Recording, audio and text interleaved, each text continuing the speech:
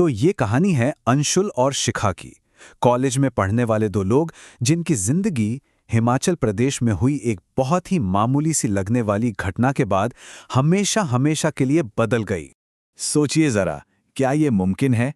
क्या सच में एक मिठाई में इतनी ताकत हो सकती है कि वो दो लोगों की दुनिया को पूरी तरह उलट-पुलट कर रख दे? यही वो सवाल है जो इस पूरी रहस्यमयी कहानी के केंद्र में है।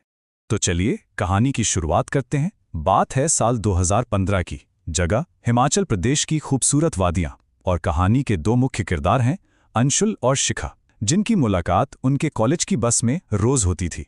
वो जो रोज सुबह की बस होती है ना, उसी में एक खामोश सा रिश्ता पनप रहा था। शिखा अक्सर बस में चढ़ने के बाद अंशुल के पास ही बैठती या खड़ी हो जाती थी। धीरे धीरे, बिना कुछ कहे, बिना कुछ सुने ही दोनों एक दूसरे के लिए कुछ महसूस करने लगे थे। पर हर कहानी की तरह यहां भी एक लेकिन था। एक तरफ दोनों के बीच एक मजबूत खिंचाव था, तो दूसरी तरफ समाज की बनाई हुई जात-पात की दीवार। और इन सब के ऊपर उसी बस में सफर करने वाली शिखा की बुआ की वो तीखी नजरें जो हमेशा उन पर रहती थीं। और फिर कहानी पहुंचती है अगस्त 2016 के उस दिन पर। वो दिन जब शिखा की बुआ का बर्ताव अचानक बदल गया था। और यकीन मानिए, यहीं से सब कुछ खराब होना शुरू हुआ था। उस दिन बुआ का बर्ताव बहुत ही अजीब था। मतलब, एक तो वो काम से इतनी जल्दी लौट आईं, फिर उन्होंने अपना टिफिन खोला और उसमें से सिर्फ दो लोगों के लिए मिठाई निकाली, एक शिखा के लिए और एक अंशुल के लिए। ये सब अंशुल के मन में कहीं ना कहीं एक शक पैदा कर रहा था। जैसे ही अंशुल ने वो मिठाई खाई, उसे कुछ गड़बड़ महसूस हुई। उसमें से इलायची और लौंग की एक बहुत तेज, मतलब बिल्कुल भी नॉर्मल नहीं, वैसी महक आ रही थी। उस वक्त उसने सोचा, चलो छोड़ो। पर उसे क्या पता था कि ये कोई आम महक नहीं, बल्कि आने वाले एक बहुत बड़े तूफान का इशारा थी। और वो तूफान बहुत जल्द आ गया। उस मिठाई को खाने के सिर्फ कुछ ही दिन बाद अंशुल और शिखा दोनों की जिंदगी में अजीब अजीब और बहुत ही नेगेटिव बदलाव आने लगे। बदलाव सबसे पहले शिखा में दिखा। अचानक से उसने अंशुल से दूरी बना ली। मैसेज का जवाब लेट देना, गुड नाइट न कहना। अब अंशुल को तो यही लगा कि भाई शायद घर का कोई प्रेशर होगा, पर असल वजह कुछ और ही थी।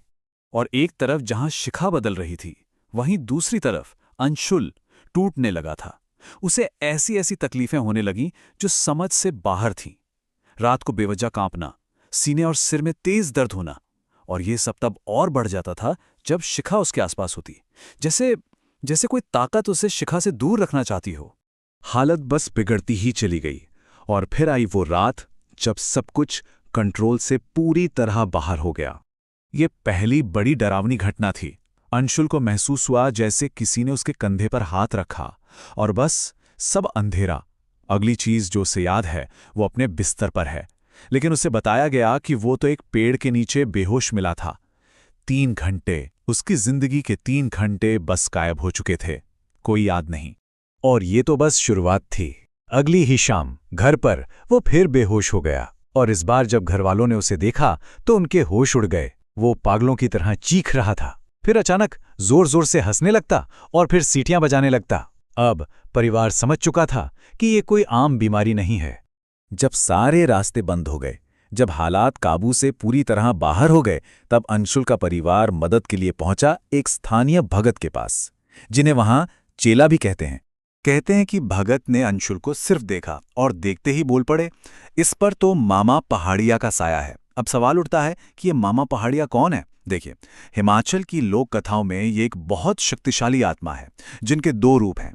एक रूप देवता का है, जिनकी पूजा होती है, और दूसरा वो रूप है जिसे तांत्रिक लोग काले जादू और दूसरों का बुरा करने के लिए इस्तेमाल करते हैं। और फिर भगत ने जो खुलासा किया, उसने सबके होश उड़ा दिए। उन्होंने साफ साफ बताया कि ये सब शिखा की बुआ आशा का किया धरा है। वही मिठाई, वो जो लड्डू था, उस पर काला जादू करवाया गया था। मकसद था शिखा और अंशुल को अलग करना, पर हुआ ये कि इसका असर दोनों पर हो गया। तो अब सब कुछ साफ था। इस खौफनाक सच्चाई के सामने आने के बाद उन दोनों को एक बहुत ही मुश्किल फैसला लेना था। एक ऐसा फैसला जो उनकी जिंदगी को हमेशा के लिए बदलने वाला था। भगत ने यह भी कंफर्म किया कि जो अंशुल अंशुल के साथ हो रहा है वही सब शिखा के साथ भी हो रहा था। अब अपनी जान का डर, अपने भविष्य का डर, इन सब के चलते दोनों ने मिलकर एक दिल तोड़ने वाला फैसला लिया। उन्होंने तय किया कि वो एक दूसरे की सुरक्षा के लिए हमेशा के लिए अलग हो जाएंगे।